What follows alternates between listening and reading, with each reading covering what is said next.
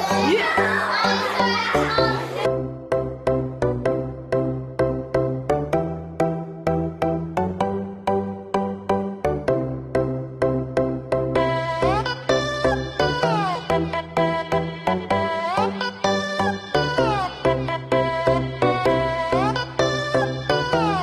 guys, welcome back to the channel. Of course, this is Life with Nessa and I know you guys haven't seen her in a while. She's been sick. She's an asthmatic and she had a really bad asthma attack last week, so she's been out.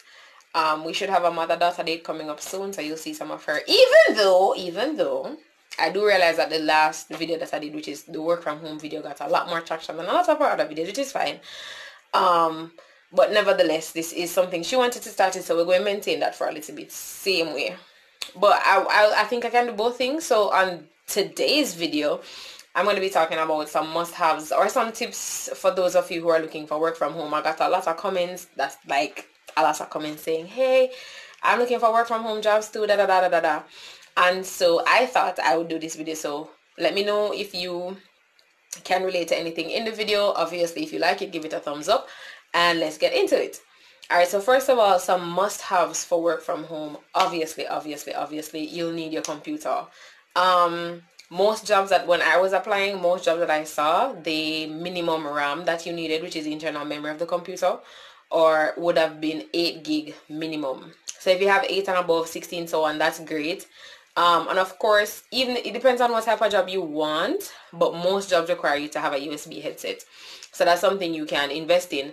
The amount you will spend to get this headset though may vary depending on the type of job you're applying for. So for me, I use a headset. So this is my headset. I got a new one because that one broke, and it's very cheap. It's like I paid like less than $2,000 for this, but the reason is I don't have a lot of, it's not a call center job that I do. So I'll have meetings, board meetings or whatever, and I'll go, and that's fine, that works. But if you're going to do, like you're going to work in a call center setup, then you may need something more expensive. So you can ask, because everybody must know somebody will work in a call center, right? So you can ask somebody that you know what would be the best headset to get, and then you can invest in that. But whether or not you use it for that, you will need a USB headset, because your interview, once it's a virtual interview, you will need a headset, and they will let you know that the regular headphones will not work. It has to be a Bluetooth USB headset. Sorry, a USB headset, not a Bluetooth. It has to be a USB headset. So that's something you need to invest in. So your computer, your headphones, and of course your internet connection.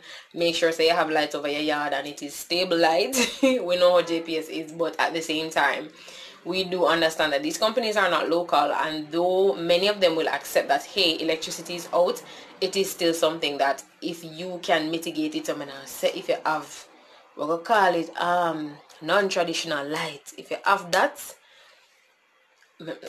make sure it's stable, you know what I mean?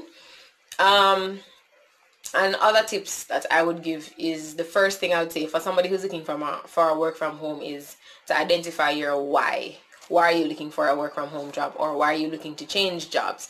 This is a common interview question. I was asked that question, and a lot of people that I know who have work from home jobs, they were asked this question. Why do you want to change? Why are you looking to, especially if you're switching jobs like I was, why are you looking to switch careers? Why are you looking to switch jobs? So you need to know what your personal why is. And if it is that you want more money, which who don't want that, you can't necessarily go to the interview and say that, but at least outside of the monetary gain, what other thing, why do you want this work from home job? Why are you seeking this international opportunity? And have that cemented. Why do I suggest that this is important? Because it will not only help you in the interview, but also to navigate opportunities better. You can say, okay, so this is my why, and these are the things that align with my why. These are the type of job opportunities that align with my why, and so you can have a better eye for opportunities when you see it. You're not just applying randomly and wildly. The next thing is that I suggest that you be willing to learn new skills. Like the job market here and the job environment, the work environment here, it can be vastly different from North America or wherever you get the job, whoever you're working with. You have to be willing to learn and to adapt. I've had a few hiccups since starting my job, but at the same time, I do understand that there are differences not only in methods of communication, but also in culture. So what may be culturally appropriate for them is not necessarily culturally appropriate for us, or something that would cause offense to us may not cause offense to them. So when I go to work, I don't go with my big, feelings in my chest kind of vibe, because you will have differences. There are going to be differences, especially with people from different backgrounds. I work with some Filipino ladies. It's a small company, and we talk a lot to each other during the day, even though it's remote. And so you're going to have differences, but you need to be willing to learn new skills, which may be skills related to your job, as well as skills in how to cope and how to deal with conflict. And not only that, when you're applying for different jobs, yes, you may have a certain set of skills already lined out from your degree or the job that you used to do here, or whatever the case might be, but you may need additional skills to function in the roles that you're applying for. One rule that I followed when I was looking for a work from home job is that there was this young lady I was following. She said, if you can do 60% of what the job requirements are, then go ahead and apply, because the other 40 you will learn, they will train you. And so you have to be trainable. You have to be willing to learn for you to put that into practice, because there are things that I do now that I didn't necessarily know how to do before. I'm working with a new software and so on and so forth. So I had to be teachable. So be teachable. Be willing to learn new skills. Next one, don't box yourself in with the types of job that you're applying for. So even though you have identified your why, and that should be a guiding factor, it doesn't mean that the job have to specifically be a red triangle with a ponytail and whatever. Don't box yourself in. There's always an opportunity to learn, and once it is that this, when you assess the opportunity, it can be beneficial to you. Can you get skills from this opportunity that can further your career, can further your employability if you were to look for another work from home job? Is there anything outside of financial benefit from working in this job? What can I learn? What can I gain? Don't box yourself into a corner. It has to be this type of job.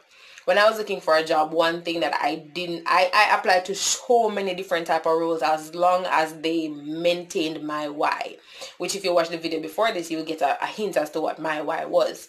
So as long as my why was intact, for the most part, I was applying and ensuring that I was open and willing to look at other opportunities and to explore that. Next thing, don't just look where everyone else is looking. If you come on YouTube, I'm not saying that you can't come to YouTube and you can't see people posting jobs and go and apply. I may do that. I may go and find some jobs that I see that I think would fit the audience, and then I might come. But at the same time, the reason why I haven't done that so far, even while I was looking for work from home jobs, is this. There are lots of them. You post them or they're posted. And then when you go back and you personally start to apply, because what we're going to do is that we're going to go in a search bar, we're going to put it in, it's going to come up, or we're going to go to the places that we know these jobs are listed, like the different sites, remote.co, we work remotely, whatever, and we're going to come and we're going to tell you. But the difference is I'm not looking for a job, so I'm not going to sit down and ensure that the process is seamless. I'm not going to ensure that it applies to all of us as Jamaicans. I just want to say worldwide and I'm going to come. Unless I have been kind of stepping away, like just avoiding doing that, because I think it's important for each of us, even though this may be posted, to say, hey, because you go and then you can't apply and you feel disappointed. You're just like, you posted this job and I can't apply for it, even though you say I could have, and that just disappointment I just never went on my shoulders. But I can say, don't look where everyone else is looking. Indeed, especially, you have to be very mindful of Indeed, because there are a lot of scams on there, like a lot of scams on there, and you will be applying for jobs that are not real in companies that do not exist.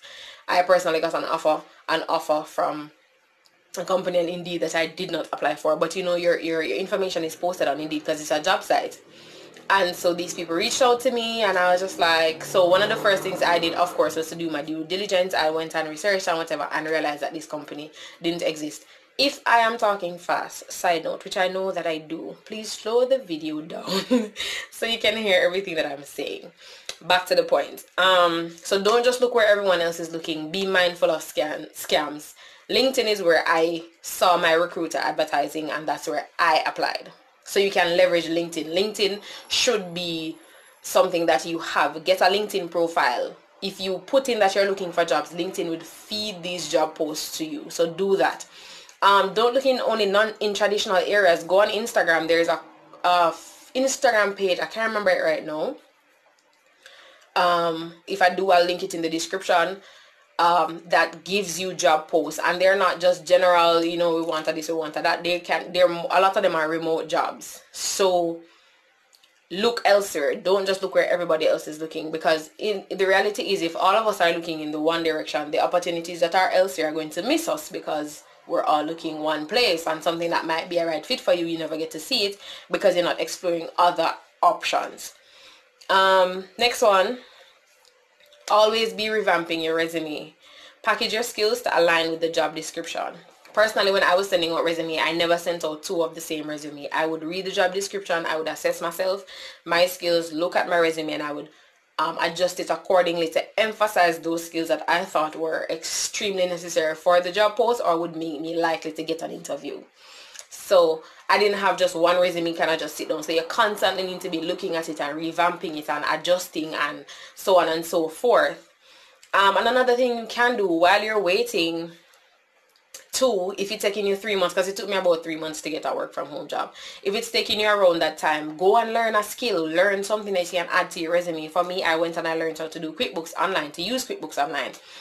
Go and learn a skill, man, something that it can be short. You have sites like Coursera. You have Google offers some free certificates. And other areas you can go and you can learn stuff for free in the same time that you're sitting there and waiting, that you can add to your resume to make yourself more marketable. Because as you're doing that, there are people who are making themselves more marketable. So to increase your chances of landing a role, especially in one that necessarily isn't a call center, if that's not for you, even though there's nothing wrong with it, if it's not necessarily for you, explore. It may not be traditional ways of earning. Like, for example, you have these people called stack developers, no idea what they do, but they are in high demand. Follow the trends and see, is this something that I can do, and what do I need to do to be employed in this area, and go and do the work. It's not that hard. You're sitting down and you're on Instagram and Twitter and whatever anyways. So just take 1-2 hours out of your day, learn a new skill, and add it to your resume to make yourself more marketable. Next one, research the position and company before you apply, or even if you apply. Research the position and the company. What is the usual market value? Now, normally you'll see it posted in US dollars for US citizens. So like $23, $25, whatever. You are not going to get that. But at the same time, say in your head, what will I accept as a reasonable offer as a Jamaican or as a remote worker?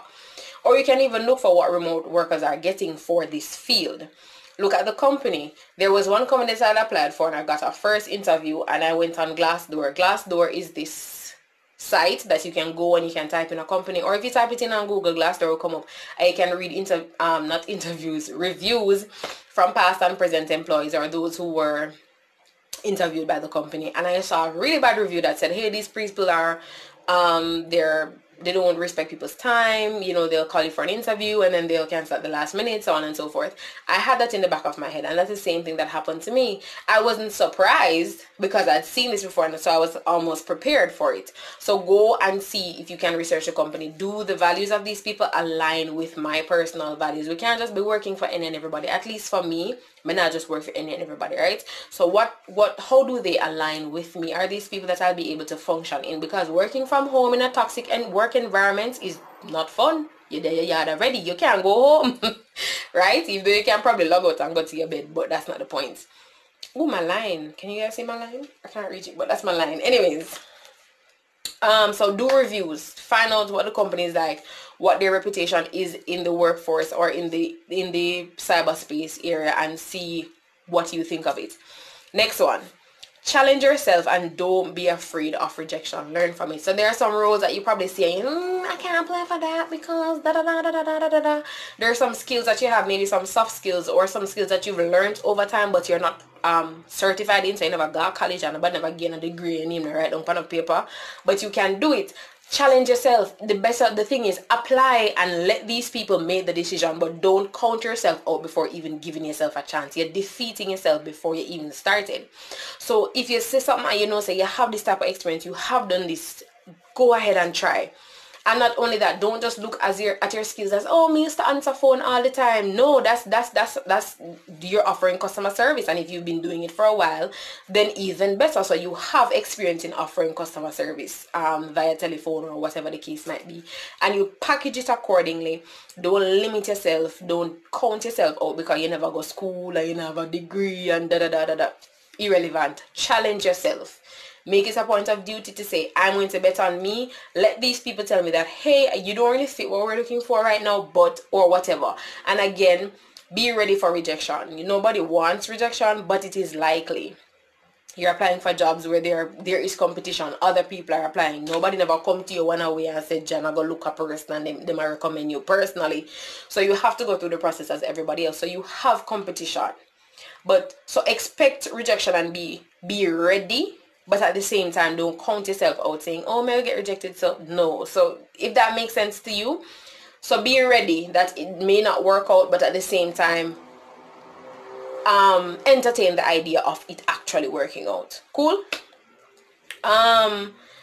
Next thing, and this is the final thing, work from home is a new experience, especially for a lot of us. We're used to traditional jobs, getting up at time and traveling and going to the office and da-da-da, whatever the case might be. This is something that's becoming more widespread. There are going to be challenges. There are going to be hiccups. There are going to be teething pains. You have to be open to that, and you have to learn to bounce back from that. Embrace the challenges as they come. Step out of your comfort zone and just realize that if you want this new opportunity, you are going to have to do something new. All right? So, my bad. Those are just the tips that I have for you today. The biggest takeaway I can say from having a work from home job is that it's possible. Yeah, it might cause your life to be a little wonky for a little bit because I've had to reschedule my life. Normally, I would be in the town. If y'all don't know, I'm from Mandeville. So normally, I'd be in Mandeville. I'd be working there. So when my daughter ready to pick up, I just drive up to her school, pick her up, and go back to my office. No, I'm at home. So I have to manage my time better. I have to take into account traffic, my lunchtime, whatever the case might be. And I have to plan around that as well as her other activities during the day. But it is possible. Make a way. It is possible, right? New problems, novel problems require novel solutions. So you're going to have to become creative and inventive in how you're going to navigate this situation. But it can be done. And even if the situation or the work that you get may not be what you had exactly hoped for, but again, what is your why, and will it help you to achieve that why or bring you closer? It may not be hit and go the first time you get the job that your why is achieved, but will it bring you closer to achieving that why? And these are the things that should guide you. Don't just be doing it willy-nilly or vibes. All right? So thank you guys again for joining, for tuning in. Hey to the new subscribers. I hope that this channel will become informative to you and whatever. I hope it's informative. It's something that we can embrace each other and we can guide each other through this. This is life with Nessa and Nai, so it won't always be just Nessa.